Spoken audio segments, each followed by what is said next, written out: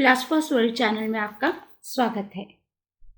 अभी हम जो पुस्तक पढ़ रहे हैं उसका नाम है ज्ञात से मुक्ति, 13वां अंश, चिंतन क्या है, विचार और क्रिया, चुनौती, पदार्थ और विचार का प्रारंभ। अब हम प्रश्न की छानबीन करें कि चिंतन क्या है। अपने दैनिक जीवन क्रम में सावधानी के साथ तर्कपूर्ण और विवेकपूर्ण ढंग से किए गए विचार का क्या महत्व है और वह कौन सा विचार है जिसका कोई महत्व नहीं है। जब तक हमें विचार के इन दोनों रूपों की समझ नहीं हो जाती तब तक संभवतः हम उस चीज़ को नहीं समझ सकते जो इससे कहीं गहरी और गूढ़ है और जिसे विचार छू भी नहीं सकता।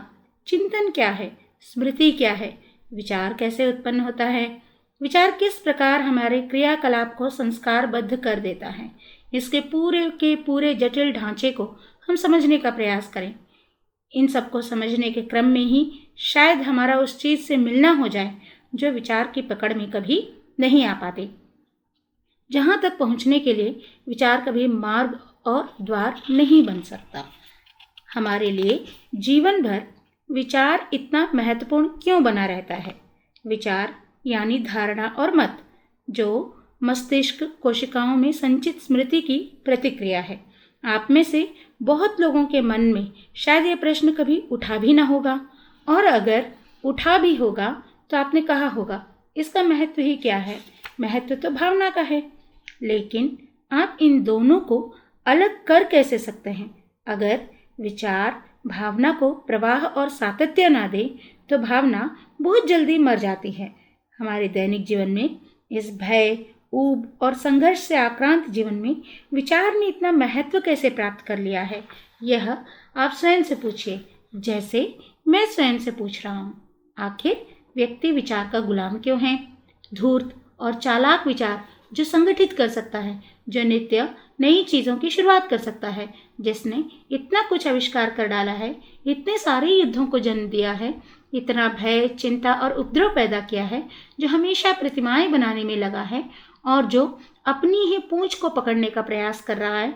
विचार जिसने अतीत के सुखों का भोग किया है और जिसे वह वर्तमान और भविष्य में भी कायम रखना चाहता है।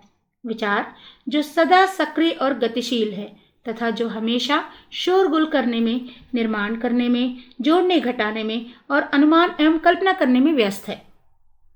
हमारे लिए धारणा और विचार क्रिया से भी कहीं अधिक महत्वपूर्ण हो गए हैं। विचार जो हर क्षेत्र के बुद्धिजीवियों द्वारा इतनी होशियारी और पटुता से पुस्तकों में व्यक्त किए गए हैं। विचार जितने सूक्ष्म और कुटिल होते हैं उतनी ही हम उनकी और उनसे संबंधित पुस्तकों की पूजा करते हैं। इन विचारों और पुस्तकों ने इतनी बुरी तरह से हमें प्रभावित और संस्कारबद्ध किया है कि मनोवैज्ञानिक रूप से हम स्वयं ये विचार और पुस्तक हो गए हैं।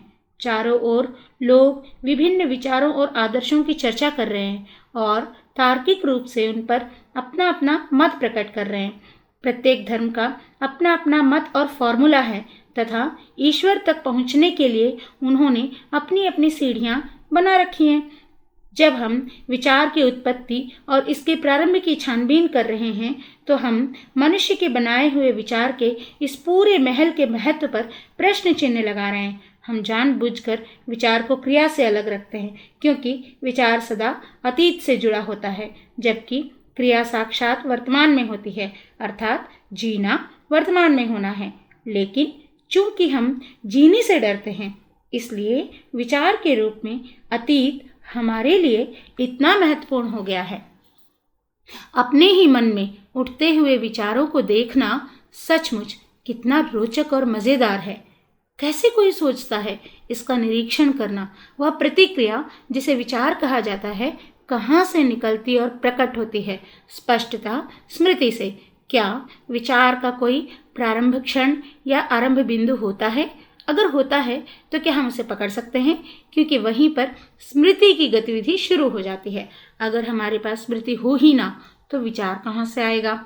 हम देख चुके हैं कि किस तरह विचार कल हमने जो सुख पाया उसके अस्तित्व और सातत्य को कायम रखता है। इसी तरह यह सुख के विपरीत दुख और भय को भी बनाए रखता है। इस तरह अनुभवकर्ता जो विचार करता है स्वयं वह सुख और दुख है और वही वह सत्ता भी है जो सुख को दुख से अलग कर देती है। वह यह नहीं देख पाता कि सुख की चाह और मांग के कारण ही वह भय और दुख को निमंत्रित कर रहा है। मनुष्य के परस्पर संबंधों में विचार हमेशा सुख की मांग करता है, लेकिन उसने इसे छिपाने के लिए कुछ आकर्षक और भड़कीले शब्द गढ़ लिए हैं, जैसे निष्ठा एवं वफा, बांटना, दान करना, सहारा देना, सहायता और सेवा करना। मुझे आश्चर्य होता है कि हम सेवा करने पर इतने क्यों तुले रहते हैं। पेट्रोल पंप का स्टेशन बड़ी अच्छी सेवा देता है। इन शब्दों का क्या अर्थ है? देना, सहायता करना, सेवा करना। आखिर ये क्या है? रंग, सौंदर्य और सुवास से भरा फूल क्या कभी कहता है मैं बांट रहा हूँ, सहायता और सेवा कर रहा हूँ? फूल तो बस है, और चूंकि यह कुछ करने की चेष्टा नहीं कर रहा है, इसलिए यह पूरी पृथ्वी पर छाया हुआ है। विचार इतना कुटिल होता है कि वह अपनी सुविधा के लिए हर चीज को तोड़ मरोड़ कर विकृत कर देता है। सुख पाने के प्रयास में विचार अपने लिए केवल बंधन और दास्ता पैदा करता है। हमारे सभी परस्पर संबंधों में विचार के कारण ही द्वैत उत्पन्न होता है। हम सबों के भीतर हिंसा मौजूद है, जो एक तरह का हमें सुख देती है, लेकिन हमारे भीतर शांति की भी इच्छा है, भद्र और दयालु होने की भी चाह है। यह द्वैत हमारे जीवन में हर समय चलता रहता है। इस द्वैत और विसंगति का जन्मदाता विचार है।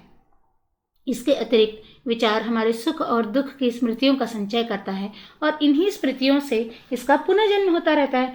अतः जैसा मैंने पहले ही कहा, विचार अतीत है, विचार सदा पुराना है। चुनौती अपने आप में सर्वदा नहीं होती है, लेकिन चूंकि हम हर चुनौती का सामना अतीत की भाषा में करते हैं, इसलिए हमारा यह सामना करना बिल्कुल अधूरा और अपर्याप्त होता है। यही कारण है कि हम विसंगति, संघर्ष, दुख और दुर्दशा के शिकार हो जाते हैं। हमारा छोटा सा मस्तिष्क, चाहे यह जो कुछ करे, हमेशा संघर्ष में रहता है। चाहे यह अनुकरण और अनुसरण करे, दमन करे, बदलने की कोशिश करे, नई ऊंचाइयों को छूना चाहे, नई अनुभूति पाने के लिए या अपने को फैलाने के लिए नशों का सेवन करे, यह मस्तिष्क चाहे जो कुछ करे, यह हमेशा संघर्ष की अवस्था में ही रहेगा और संघर्ष ही पैदा करेगा। जो लोग बहुत अधिक सोचने विचारने का काम करते हैं, वे उतने ही पदार्थवादी होते हैं, क्योंकि विचार पदार्थ है।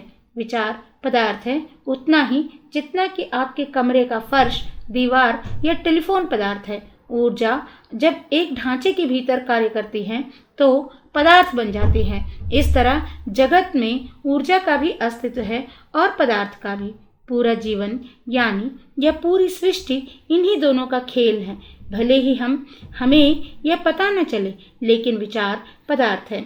विचारधारा और सिद्धांत के रूप में विचार कुछ नहीं बल्कि पदार्थ। विचारधारा और सिद्धांत के रूप में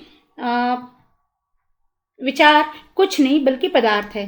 तो जहाँ भी ऊर्जा है वहाँ पदार्थ है। पदार्थ और ऊर्जा परस्पर संबंधित है। एक के बिना दूसरे का अस्तित्व संभव नहीं है और इन दोनों के बीच जितना ही सामंजस्य और तालमेल होगा, उतना ही संतुलन पैदा होगा।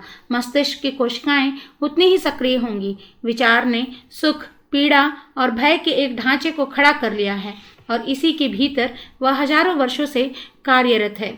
विचार के लिए इस ढांचे को तोड़ पाना असंभव है, क्योंकि ये ढांचा विचार द्वारा निर्मित है। एक नए तथ्य को विचार तत्काल नहीं देख पाता, वह इसे बाद में समझ सकता है, शाब्दिक रूप से। अगर कोई तथ्य बिल्कुल ही नया हो तो वह विचार के लिए वास्तविकता नहीं है, इसलिए वह विचार की समझ से परे है। विचार किसी मनोवैज्ञानिक समस्या को कभी हल नहीं कर सकता। विचार चाहे कितना ही होशियार, चालाक और पांडित्यपूर्ण हो, आवश्यकता और बाध्यतावश चाहे यह कितना ही मनोवैज्ञानिक निर्माण कर ले, नए से नया कंप्यूटर बना ले, लेकिन विचार स्वयं पुराना का पुराना ही रहता है। इसलिए यह किसी भी जबरदस्त और प्रचंड प्रश्न के सामने निरुत्तर हो जाता है। पुराना मस्तिष्क भला जीने की असीम समस्या को कैसे हल कर सकता है? विचार बेईमान और चालबाज होता है, क्योंकि यह जो चाहे गढ़ लेता है, जो है नहीं उसे भी देख लेता है। यह किसी भी तरह की चालाकी कर सकता है, इसलिए इस पर निर्भर नहीं रहा जा सकता। लेकिन आप क्यों सोचते हैं, कैसे सोचते हैं, इसके पूरे ढांचे को अगर आप समझते हैं तथा जिन शब्दों का आप प्रयोग करते हैं अपने दैनिक जीवन में, लोगों से आप जिस ढंग से मिलते जुलते और व्यवहार करते हैं, आपके बात करने का जो ढंग है, आपके चलने का जो ढंग है, आपके खाने का जो ढंग है, अगर आप इन सब के प्रति सजग, सतर्क और सचेत रहते हैं तो आपका मन आपको धोखा नहीं दे सकता। तब वहाँ कोई धोखा खाने वाला भी नहीं होता। तब मन किसी चीज़ की मांग नहीं करता, किसी चीज़ का मालिक नहीं होना चाहता, तब यह हावी होने की कोशिश नहीं करता। ऐसा मन असाधारण रूप से शांत, संवेदनशील, कोमल और एकाकी हो जाता है और ऐसी अवस्था में किसी भी तरह का धोखा और छल कपट असंभव है।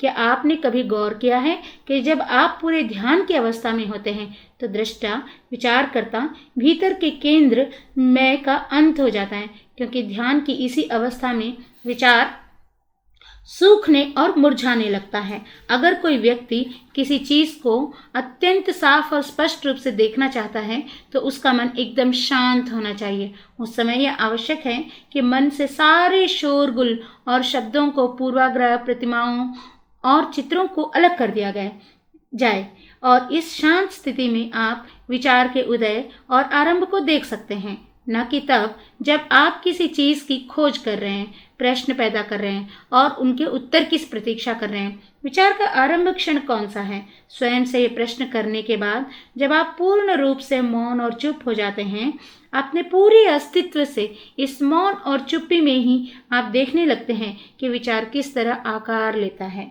अगर इस बात का पूरा होश और ध्यान हो कि विचार किस तरह आरंभ होता है तो उसको नियंत्रित करने की आवश्यकता ही नहीं पड़ती। हम अपने जीवन का बहुत सारा समय और ढेर सारी ऊर्जा बर्बाद कर डालते हैं, न केवल अपने दैनिक क्रियाकलाप में बल्कि विचार को नियंत्रित और दिशा निर्देशित करने में। जैसे यह एक अच्छा विचार है, मुझे इस पर और अधिक सोचना चाहिए। यह एक भद्दा और कुरूप विचार है, मुझे इस पर तुरंत दबा देना चाहिए। इस तरह एक विचार और दूसरे विचार के बीच हर समय युद्ध चलता रहता है। एक इच्छा दूसरी सभी इच्छाओं को, एक सुख दूसरे सभी सुखों को दबाने में लगा रहता है। लेकिन अगर विचार के प्रारंभ के प्रति सजगता और होश हो तो विचार के भीतर कोई विसंगति और अंतर्विरोध नहीं होता। विचार सदा पुराना है, समय ही दुख है। जब आप इस तरह के वक्तव्यों को सुनते हैं तो विचार तत्काल इसका रूपांतरण और व्याख्या करने लगता है, लेकिन यह रूपांतर और व्याख्या बीते हुए कल के अनुभव और ज्ञान पर आधारित है।